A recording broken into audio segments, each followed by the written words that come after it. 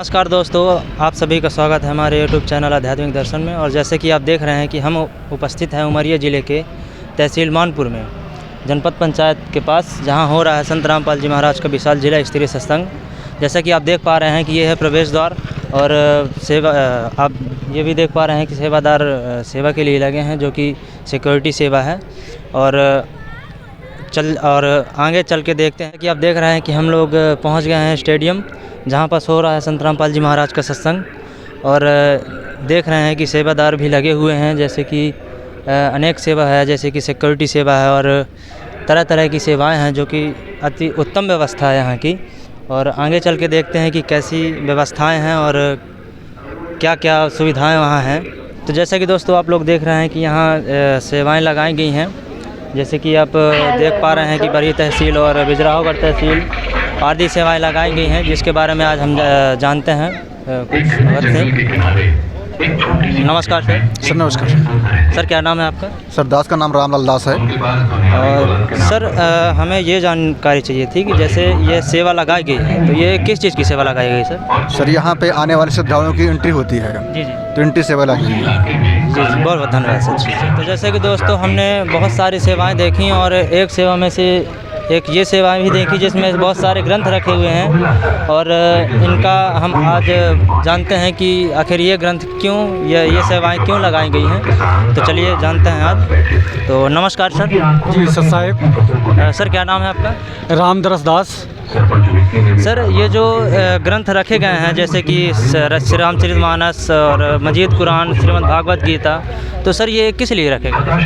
ये प्रमाण के लिए रखे गए हैं कि जो आज तक गुण रहस्य बना हुआ था कि सबका मालिक एक कौन है और उसको निराकार बताया गया था, लेकिन हमारे इन्हीं धर्मशास्त्रों में लिखा है कि वो परमात्मा साकार रूप में है और राजा के समान है। जी, तो सर हमें इनमें से कुछ ऐसे प्रमाण दिखा सकते हैं, थोड़ा बहुत जो भी है? जी जी जी बिल्कुल दिखा सकते हैं। देखिए, जो बताया गया था कि वो परमात्मा जो है निराकार है, लेकिन हमारे ऋग्वेद में ये प्रमाण लिखा है कि वो परमात्मा राजा के समान है। देखिए, यही ऋग्वेद है, हिंदी भाषा 9 और 10 मंडल था कि वह परमात्मा निराकार है, लेकिन वो राजा के समान है। हाँ, इसी में लिखा हुआ है, ऋग्वेद मंडल 9 है ना, और सूक्त 82।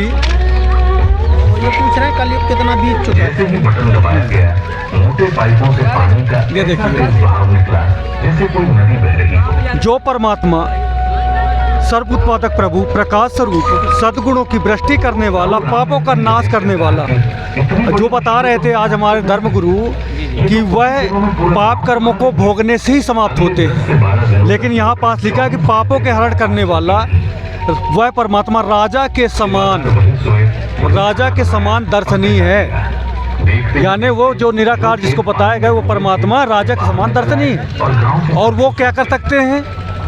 वो हमारे कष्ट से कष्ट रोगों को भी खत्म कर सकते हैं। देखिए, इसी में प्रमाण है, ऋग्वेद मंडल 10 सूक्त नंबर 161 मंत्र नंबर 2 में। देखिए, यदि रोगी नष्ट जीवन शक्ति वाला हो गया है, अथवा यदि वह सीमा से भी परे चला गया है, यदि वह मृत्यु के समीप पहुंच गया है, तो भी उस रोगी को मैं भीषण कष्टप्रद रोगों के पंजे से छुड़ा लाता हूं और 100 शरद ऋतुओं तक जीने के योग बना देता हूं। यानी घोर से घोर हमारे ऊपर शरीर में रोग लगा हुआ है, कैंसर जैसी बीमारी, वो भी परमात्मा ठीक कर सकते हैं मर्यादा में भक्ति करने पर। जी सर, जैसे हमने प्रमाण देखे तो उसमें तो सही लिखा ही है, लेकिन आज के समय में देखा जाए तो अनेक व्यक्ति जो है, अनेक लोग हैं, वो बताते हैं या कि कहा जाता है कि ये जो वेद हैं, पुराण हैं, ये जो जितने ग्रंथ हैं, ये सही नहीं है। इसमें जो ज्ञान लिखा है वो झूठा है, ये इंसानों का लिखा गया है। तो इसके बारे में क्या कहना चाहिए? देखिए,